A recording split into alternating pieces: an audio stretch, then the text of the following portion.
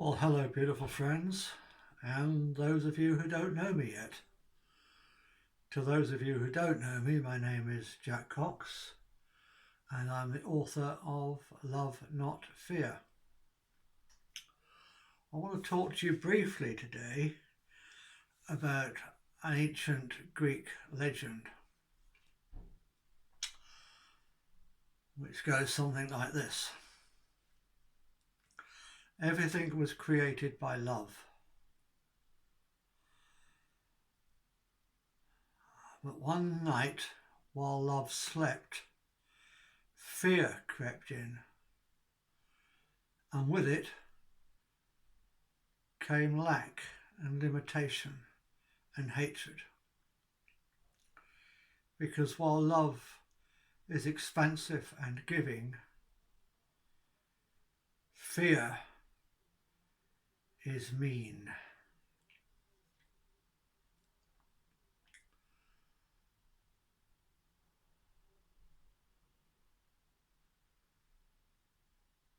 Well, that was, 4,000 years ago now, 3,000 years ago. I think it's about time we turned it around, don't you? Time to bring back the love. That's why my book is called Love, Not Fear.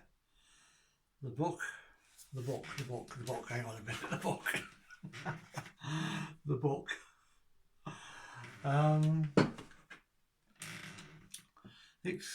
Explores different ways that we can take the fear out of our lives, out of each other's lives, and live to help each other. We all live to help each other. If we all live to help each other to thrive and be happy, instead of trying to get one over on each other, if workers did the best day's work they possibly could, and employers gave the most wages that they could possibly afford, but we're living in fear where it's all the other way around, you see. It's we get as much as we can and we give as little back as we can, and that's not the way to live. If we helped the Joneses keep up with us instead of trying to keep up with the Joneses. So why did fear creep in? Was love sleeping? Obviously, we can't know precisely, exactly. I suppose there's always been an element of it. But I would imagine that political rulers and the heads of the big religions of the day discovered how easily people can be manipulated when they're scared. Just look at what we're seeing around us today in 2020. People are being scared. The media is being used, abused, to start to tell scaremongering stories that are exaggerated. Around this bogey bug, for instance. I'm sorry the people have died. Very sorry for the families and who've lost people. But it happens every year. This year isn't special, and the bogey bug isn't special. It's just being weaponized to make us live in fear. So we can be manipulated. So we can be told to do totally irrational things, like wearing a mask, the weave of which is 100 times bigger than the size of the virus. or 1,000 times bigger. The virus travels in moisture droplets which are 100 times smaller than the weave. I mean, the whole thing's stupid. And now we're going to be, people are going to be frightened into taking this jab. If you want the jab, take it. I'm not an anti-vaxxer, far from it. I think they've done great work in the past. But do your own research and make your own decision.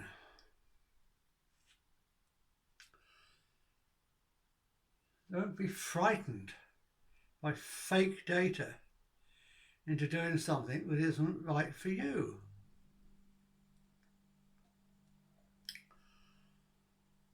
So let's just try to help each other to thrive.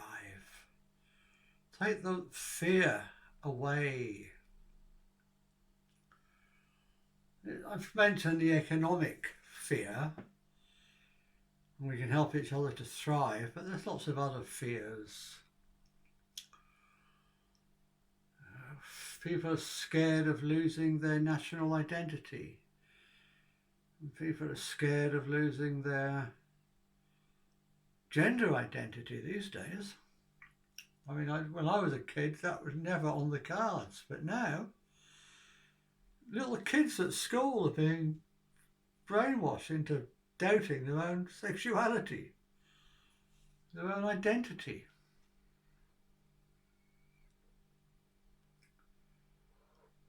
So let's take these fears away. Let's respect each other's countries and each other's borders and each other's genders. And if you're genuinely not happy in the body you were born into, then do something about it. But don't expect rights to use other people's bathrooms until you've done something about it. Just got to bring some common sense back into life. Stop frightening people. Young girls are frightened to go to the bathroom, to the toilet, in case there's some bloke lurking in there.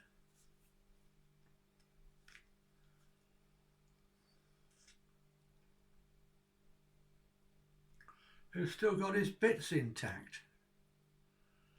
And I'm sorry, I don't care if it's not politically correct. If you've still got your bits intact, you're still a bloke. I don't care what you identify as.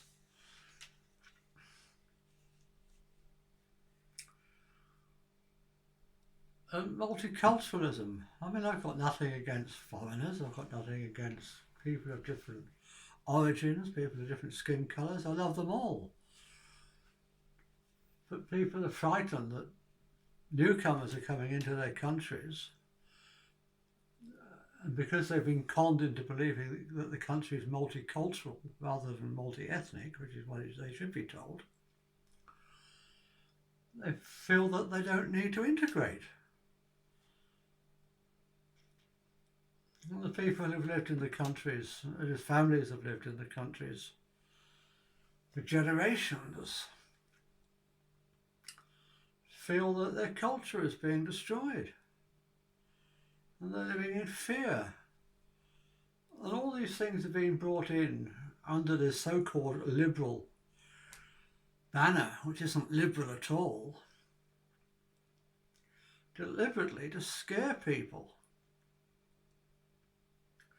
make them live in fear and manipulate them.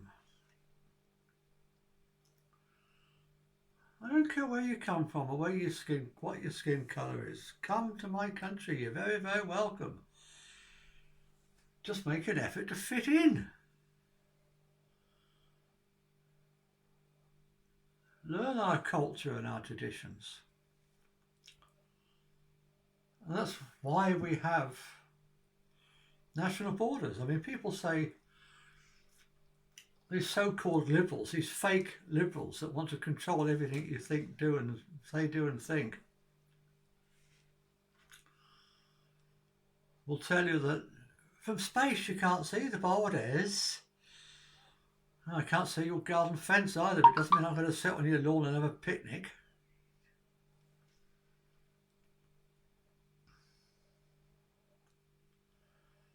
No, we need national borders because that enables national governments to pass laws that suit the culture and the traditions of the people who live within those borders.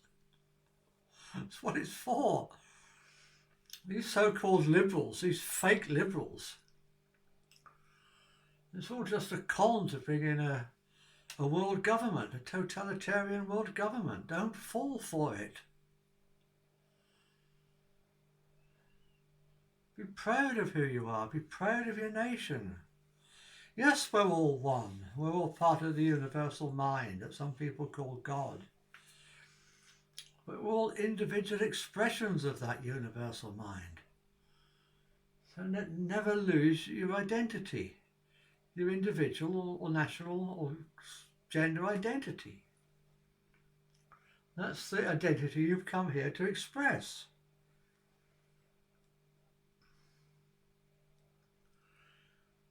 Liberty, it means freedom. Freedom to think what you want. Do what you want as long as you're not hurting anybody else. Freedom of speech. Cornerstone of liberalism, true liberalism, real liberalism, not this fake liberalism we see today, is freedom of speech.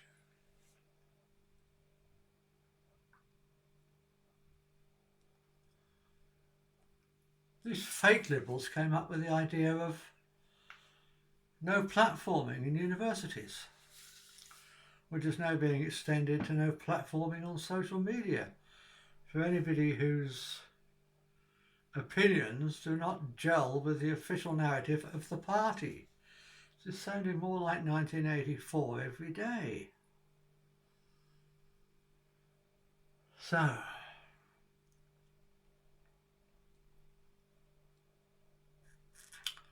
let's bring back the love. Let's get rid of all the sources of fear. And bring back the love.